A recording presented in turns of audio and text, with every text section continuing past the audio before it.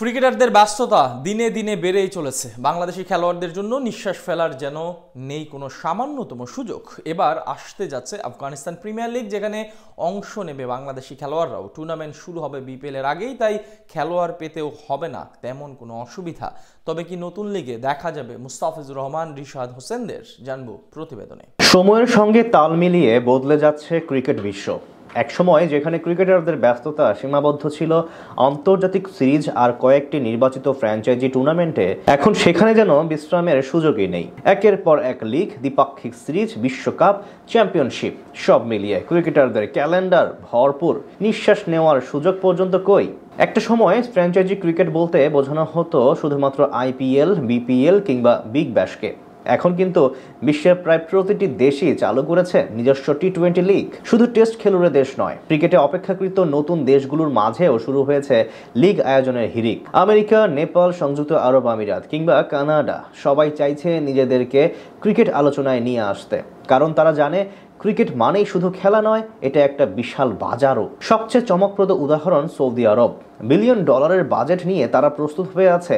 লক্ষ্য একটাই, বিশ্বের সেরা খেলোয়াড়দের নিয়ে গড়তে চায় এমন একটি লিগ যা সরাসরি টেক্কা দিতে পারে আইপিএলকেও। এই ধারাবাহিকতার মাঝেই ক্রিকেটারদের আরাম আয়েশে যেন ছেদ পড়েছে। 12 মাস জুড়েই ব্যস্ততা, এক লিগ শেষ তো আরেকটি লিগ শুরু, আবার সেই সঙ্গে চলে জাতীয় দলের দায়িত্ব। তবে একদিক থেকে বিষয়টা আশীর্বাদও বটে।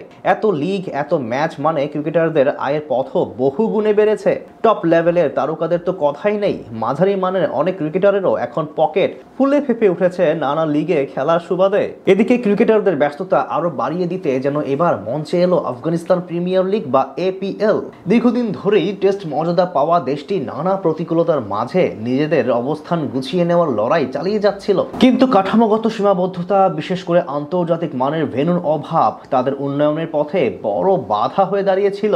তাদের নিজস্ব স্টেডিয়াম থাকলেও নিরাপত্তা ও অবকাঠামোর কারণে বাইরের দলগুলো সেখানে খেলতে আগ্রহী ছিল না। ফলে অনেকটা বাধ্য হয়েই নিজেদের হোম সিরিজ আয়োজন করতে হতো কোহলিদের দেশ বা সংযুক্ত আরব আমিরাতের মাটিতে। তবে সময়ের সঙ্গে সঙ্গে আফগানরা ধীরে ধীরে নিজেদের ক্রিকেট বোর্ড ও অবকাঠামোকে সুসংগঠিত করেছে। এখন তারা শুধুমাত্র আন্তর্জাতিক অঙ্গনেই নয়, ঘরোয়া ক্রিকেটেও শক্ত অবস্থান গড়তে চায়। আর তারই প্রমাণ আফগানিস্তান প্রিমিয়ার লিগের ঘোষণা। হুট করে নয়, বরং একেবারে সুযোগ বুঝেই চায় আয়োজন করতে। অক্টোবর ও নভেম্বরের সময়টা ফাঁকা থাকে ফ্র্যাঞ্চাইজি টুর্নামেন্টের জন্য। এরপরে 3 মাসে চলে BPL, PSL, Big Bash, IL T20, SA T20 সহ অন্যান্য লিগ। তাই ওই সময়ে ঝুঁকি এড়িয়ে খেলোয়াড় পাওয়ার জন্য অক্টোবর নভেম্বর বেছে নিয়েছে দেশটি। দীর্ঘদিন ধরেই টেস্ট মর্যাদা পাওয়া দেশটি নানা প্রতিকূলতার মাঝে নিজেদের অবস্থান গুছিয়ে নেওয়ার লড়াই চালিয়ে যাচ্ছিল।